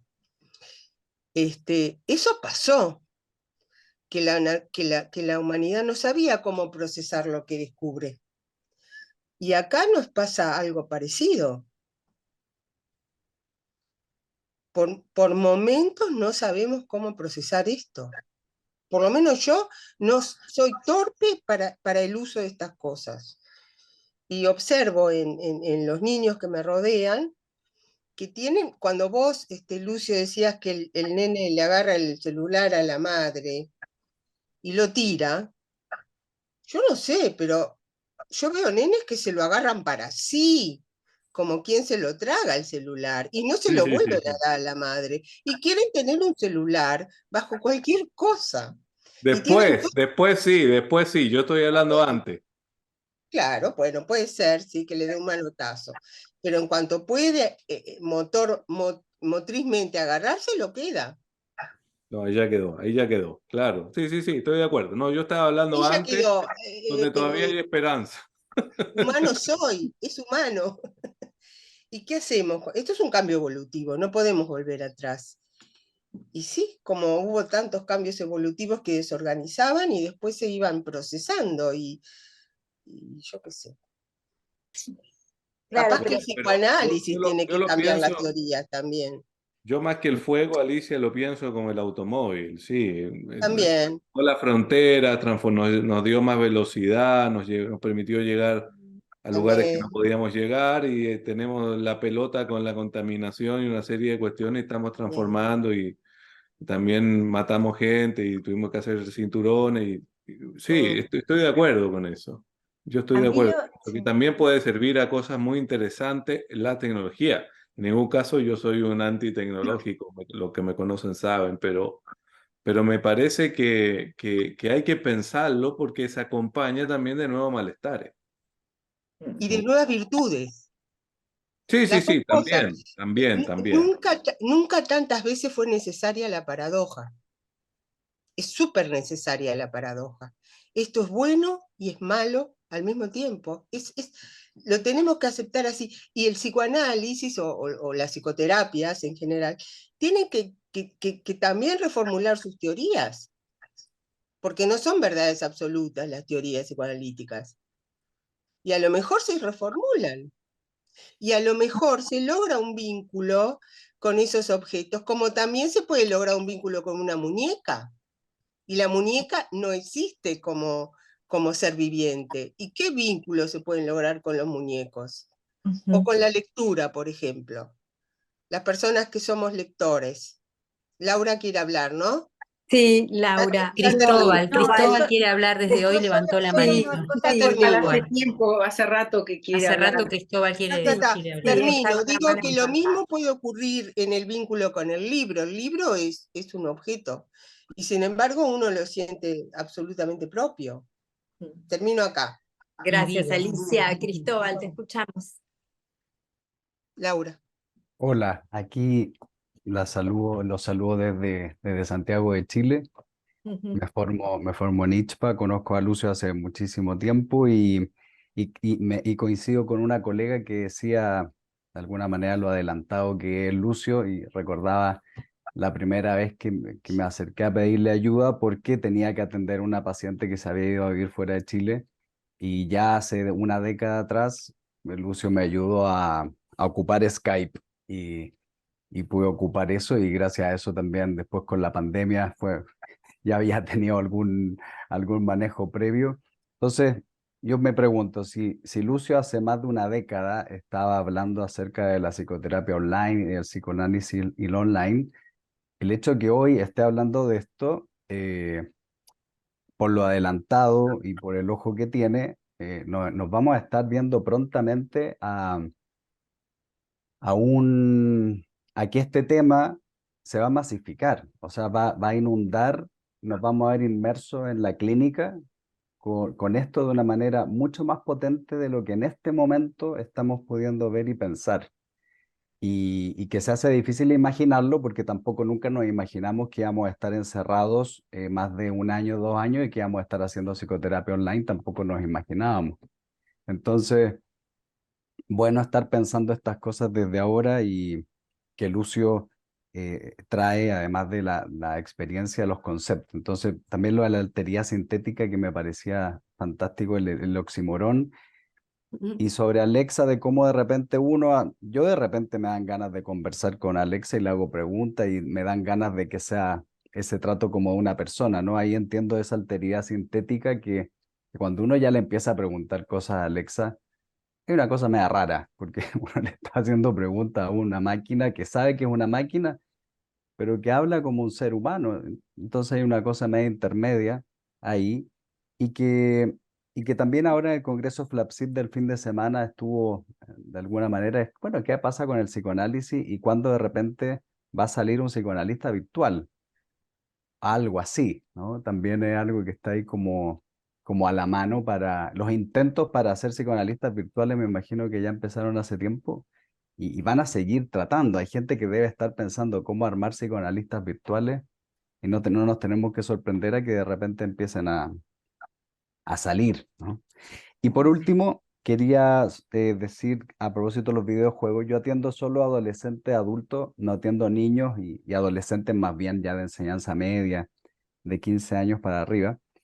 Y, y lo que he visto sobre los videojuegos es como, sobre todo hombres heterosexuales de la edad de los 30 por ahí, tienen mucha queja de sus parejas sobre que juegan muchos videojuegos. Entonces hay algo así como menos de la pichanga o como se dice aquí, la salida a jugar fútbol.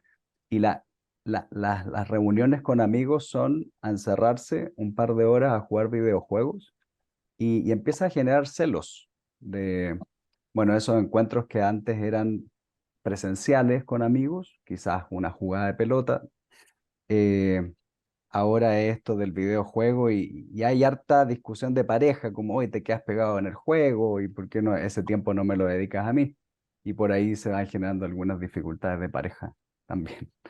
Eso, muchas gracias por la iniciativa de este espacio y gracias por dar la palabra también.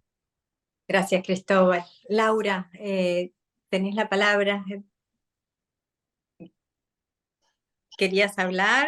Yo, Ay, no, primero que nada agradecerle a Lucio porque cuando intervine antes no le agradecí, que realmente son un montón de ideas para seguir pensando, ¿no? Solo una cosita de lo que decías, Alicia, ¿no? Que Lucio también decía, bueno, los diferentes tiempos, ¿no? Porque no es lo mismo Alexa, por ejemplo, a los 2 años que de adulto, ¿no? Que uno ya tiene otra madurez y puede vivirlo, manejarlo de otra manera. Pero lo del fuego es como algo instintivo.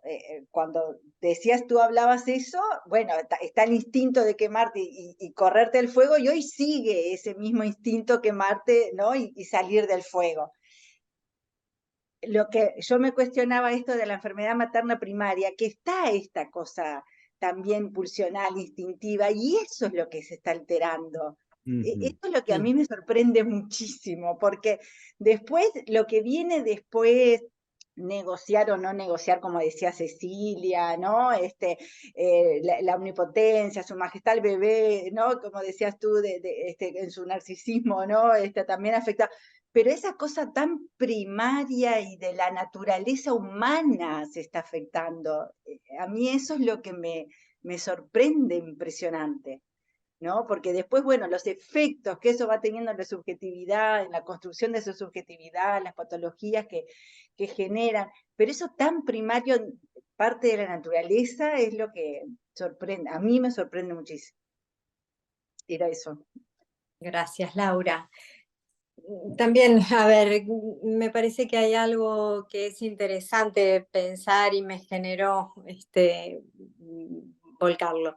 Por ahora no hay nativos digitales, pero tampoco antes existían las inteligencias artificiales como hoy las estábamos viviendo. De pronto las veíamos en las películas de ciencia ficción, hoy las estamos presenciando, ¿no? Entonces, bueno, ¿qué va a pasar? Porque los nativos digitales van a existir en algún momento. Y como trabajadores de la salud mental, bueno, qué desafío, ¿no? Cuánto hay que pensar y empezar a conceptualizar, y estaremos en condiciones de conceptualizar también, esa es otra pregunta, porque, bueno, es todo nuevo. ¿Hacia dónde va la especie? ¿Esto es evolución? ¿No es evolución? Genera mucho cuestionamiento. Por supuesto que la mirada desde el psicoanálisis está presente, bueno, en todos nosotros, como otras miradas también. Pero bueno, el psicoanálisis está preparado para esto. ¿Cómo nos tenemos que preparar? ¿Cómo vamos a prevenir las nuevas patologías que, bueno, son preocupantes, ¿no? No quiero ser pesimista porque también hay aspectos muy positivos que se van instalando en todo esto, ¿no? Hoy hablábamos antes de empezar la actividad, qué interesante este intercambio eh, internacional, estamos todos reunidos, una hora de diferencia con Chile, pero acá estamos. Bueno, no sé, son preguntas que nos convocan a comprometernos a construir este conocimiento que, bueno, Lucio está hace tiempo trabajando y con un interés muy particular y que nos entusiasma bueno, a seguir produciendo conocimiento en este sentido. Yo quería comentar una cosa a propósito de lo que están trayendo, que me parece muy interesante, muy, muy interesante. Respecto del comentario que hiciste, Alicia, yo estoy de acuerdo que hay que ir renovando las teorizaciones y viviendo, bueno, hacia dónde nos llevan, ¿no? Pero en la medida en que se nos vayan dando las posibilidades de hacer esas renovaciones, yo por ahora voy a los aportes más pequeñitos, porque quizás hay que cambiar los marcos, pero hoy no están las condiciones para hacer eso, al menos de mi parte, ¿no? Yo me sigo basando en lo que tengo, las herramientas que uso. Y desde esa perspectiva, desde la teoría que compartimos, lo que seguimos a Winnicott, por ejemplo, yo te diría que hay una diferencia con el libro y con la muñeca. Y A ver, con esto que yo estoy planteando. Y la diferencia es que el libro te plantea un mundo donde tú plasmas, tú te apropias de la significación y con la muñeca tú llenas a la muñeca de tu mundo, la personificación, ¿no? En el juego de los niños como el sustrato de todas las relaciones vitales que establecemos con el mundo, el sustrato de la transferencia, lo decía la Melanie Klein, es el mundo de lo humano puesto en los objetos, pero ninguno de los dos te responde. Ninguno de los dos anticipa lo que tú quieres, lo que en base a las preferencias te ha gustado en el pasado. Ninguno de los dos articula respuestas calculadas, cual simulasen alma humana. Y eso me parece sí que es una novedad. Es una novedad respecto a la muñeca y es una novedad respecto del libro. Porque el libro te convoca en la medida en que tú quedas inmersa desde tu deseo, pero no quedas atrapada en el circuito desde lo que te convoca a la respuesta. Y estas son máquinas que todo el tiempo te convocan a la respuesta y anticipan tu respuesta y le apuntan en base a ciertos caminos conocidos. Entonces el efecto del algoritmo, en ese sentido se entiende a qué me refiero con el algoritmo, ¿no? El efecto de anticipación en base a lo más probable, que más probablemente te va a gustar en base a tu preferencia pasada, es un efecto de uniformidad. Te uniformiza con lo que Sí, sí. supone que te va a gustar, que en cierto sentido sí, pero también podría haber otra cosa completamente desconocida que podría llegar a gustarte, y de esa ni se entera porque el algoritmo te presenta lo conocido por las masas humanas, calcula en base a las masas humanas y al modelo predictivo, entonces te uniformiza, y te uniformiza en una respuesta que simula humanidad.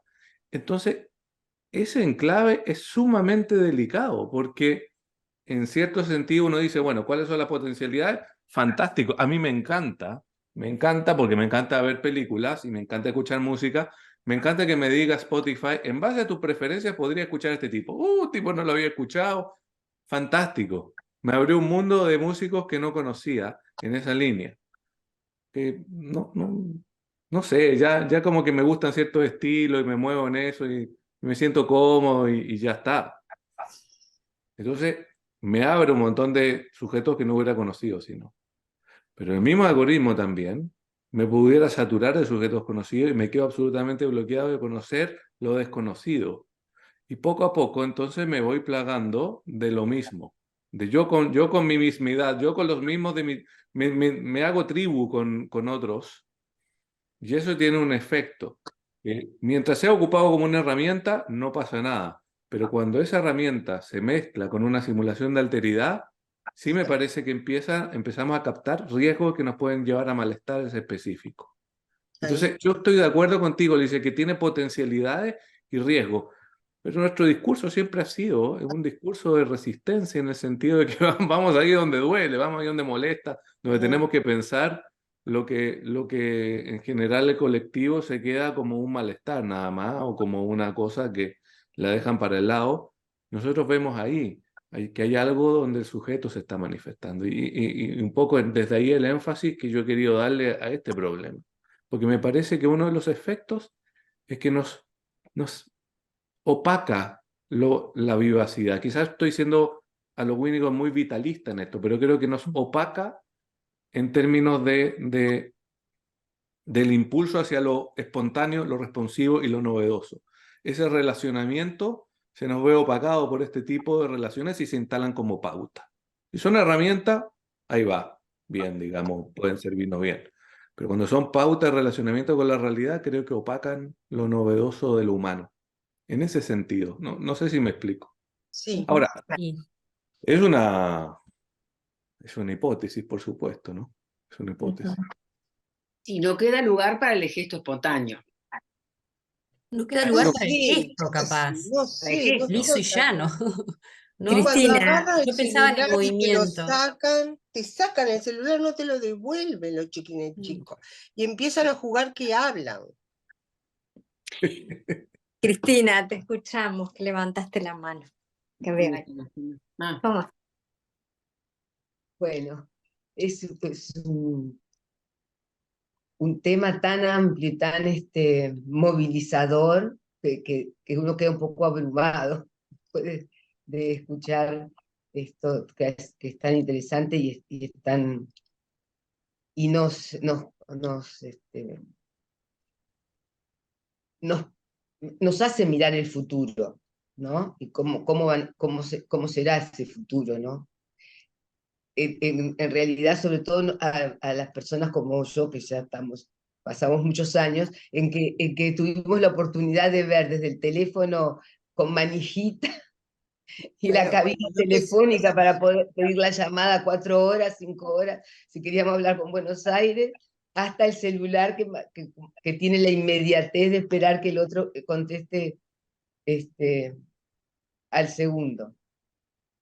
Pero bueno, en esto yo quiero agradecer mucho a Lucio y además estoy totalmente de acuerdo con todo lo que tú has planteado. Y, y lo que estuve escuchando estos días, porque como decía alguien, es un tema que está sobre la mesa, hubo una entrevista que le hicieron a 2 sociólogos uruguayos que escribieron un libro que se llama Aceleración. Entonces plantean, voy a decir los nombres, se llama Felipe Arocena y Sebastián Sansone. Le hicieron hace Lo unos voy a días, anotar. Perdón, ¿cuál es el nombre? aceleración. Dos sociólogos uruguayos que escribieron sobre este tema. Ellos hablan de la aceleración en tres ejes. Uno es la tecnológica, otro es la social y otro es la evolutiva. La persona que le hace la entrevista empieza hablando de cómo hoy día se habla de los peligros de este avance acelerado en la tecnología y cómo ha habido algunos científicos renombrados, nombraron uno que yo, esto para mí es todo un tema ajeno completamente a mí, ¿no? Pero bueno, me puse a averiguar, que se llama Sam Altman, por ejemplo, que hablaba de intentar una desaceleración en estos avances de la tecnología. Esta gente, estos sociólogos que escriben el libro, hablan de que en realidad no creen demasiado en esta posibilidad, que el hombre toman un tema que tú tomás, leí un artículo tuyo, sobre la curiosidad, que el hombre es naturalmente curioso y va a seguir avanzando, así como quiere ir a la luna, bueno, pero que en realidad el avance tecnológico es verdad que nos ha colocado frente a estas situaciones. Ellos no las describen de otra forma, además en una entrevista de media hora. Sí me impresionó mucho cuando hablaron de la aceleración evolutiva en cuanto a poder hablar de una inteligencia que tuviera la misma, una suprainteligencia, que tuviera la misma nivel que la inteligencia humana.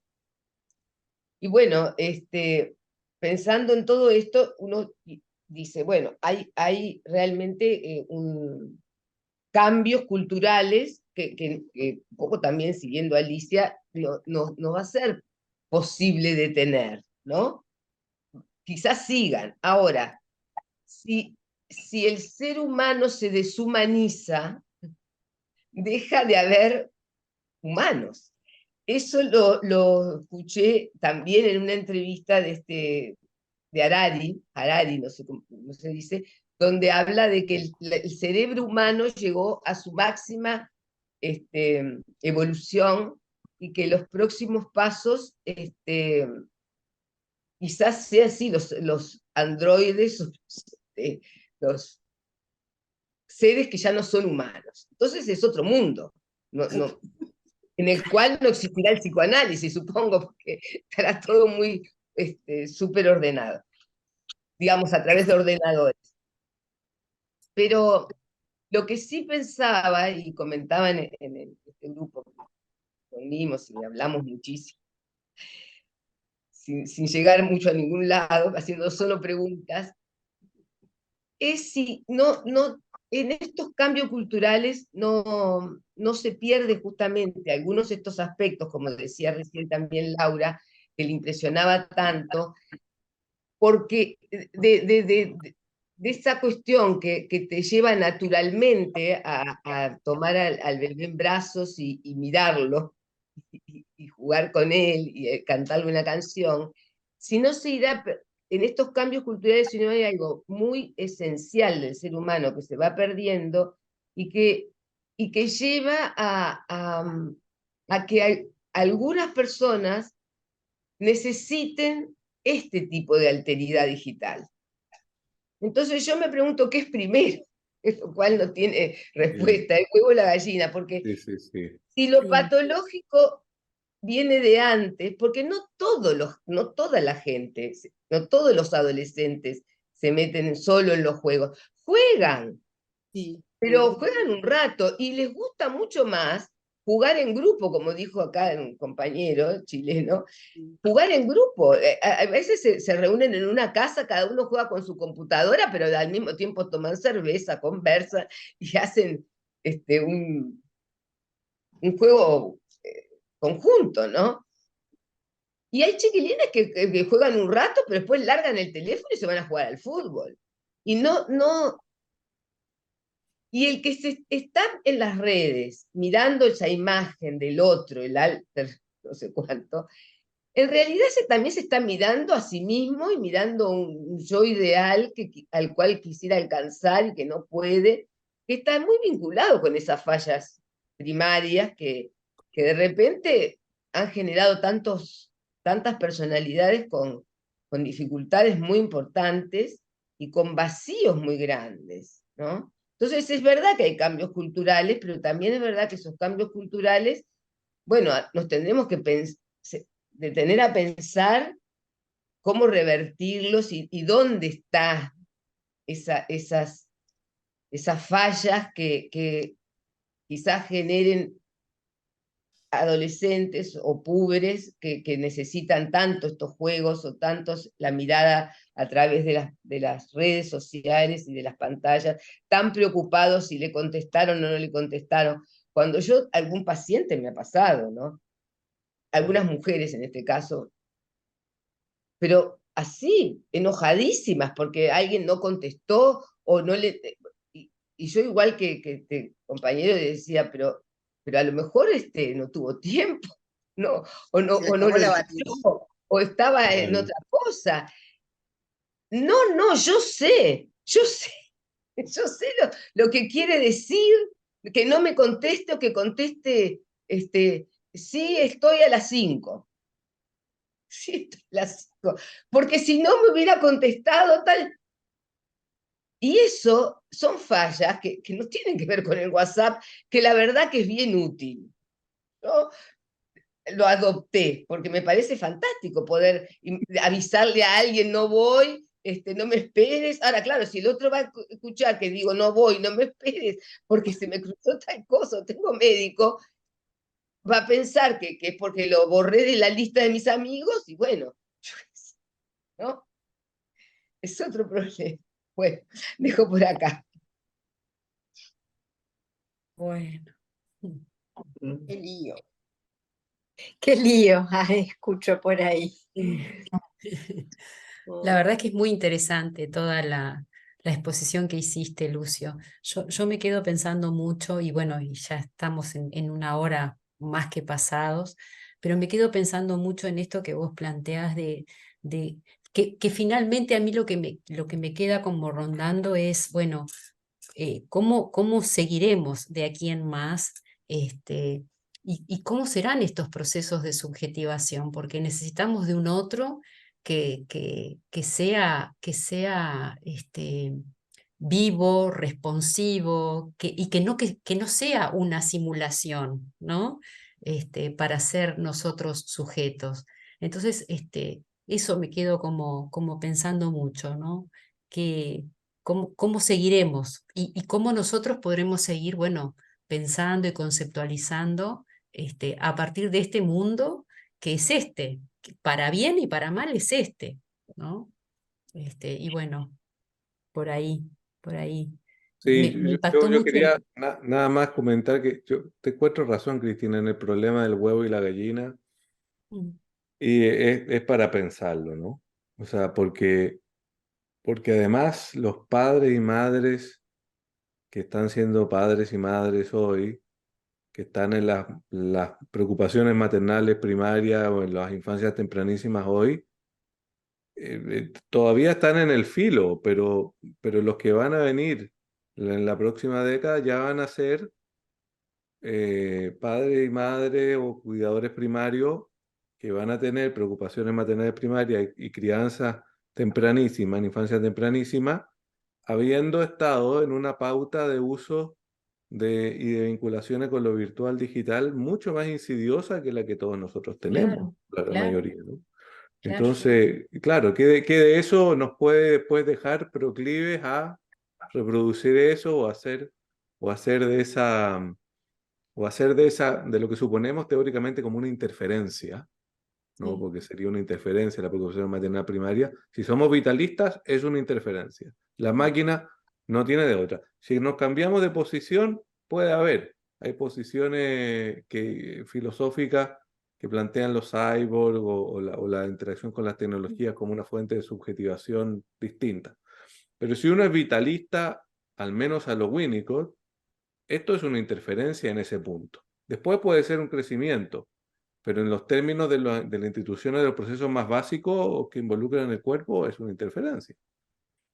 Entonces, ¿qué vamos a hacer a propósito de esas interferencias y el alcance de esas interferencias? Y quizás no, o quizás va a ser como el cigarro y va a haber cierta... lo que yo he pensado es eso, es que esto va a pasar como con el cigarrillo, que en algún momento va a salir el discurso público a decir, padre y madre no pueden usar el celular, así como no se puede usar mientras maneja porque se dieron cuenta que se mataba a la gente, y ahora es ley, y antes no lo era.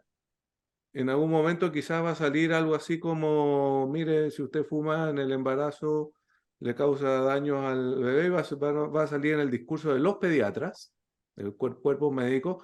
Mire, la evidencia ha demostrado que si usted usa el celular intensamente los primeros 6 meses de vida, su hijo va a tener tal y tal y tal problema, no lo usa. Y se va a instalar en el discurso público. Es lo que yo creo que va a pasar, pero quizás me equivoco tremendamente. Suelo ser un optimista. Qué buena cosa es. Qué bueno.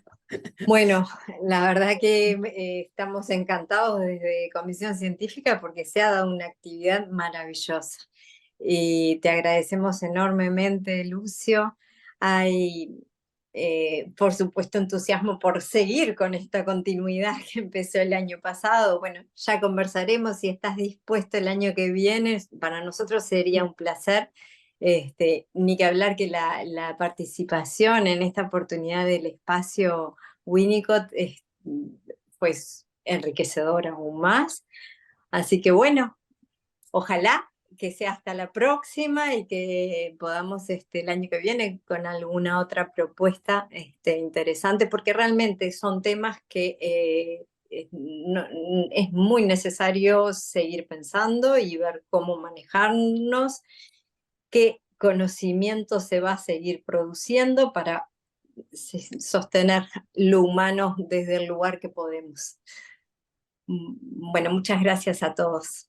Muchas Muchas gracias. gracias. Bueno, Todos. gracias a todos. todos. Bueno, gracias, Lucio. Gracias, Lucio. Antes que nada, Ah, sí. perdonen porque hay mensajes que Ah, quiero transmitir. Sí, sí. Hay 3 mensajes que bueno, a ver, muchas gracias Lucio y colegas por llevarnos a pensar temas actuales que requieren nuevas miradas metapsicológicas y sociales. Brindo por estas reflexiones y que se sigan abriendo espacios para discutirlas. Tengo que irme, pero agradezco mucho la ponencia y comentarios. Nadina, colega chilena, ¿verdad? Mexicana. Mexicana. Mexicana, bueno. Esto es una virtud, llegamos a México. Rafael Cibes, de Uruguay, colega nuestro. Muchas gracias a Lucio y a los otros organizadores por la actividad, muy buena.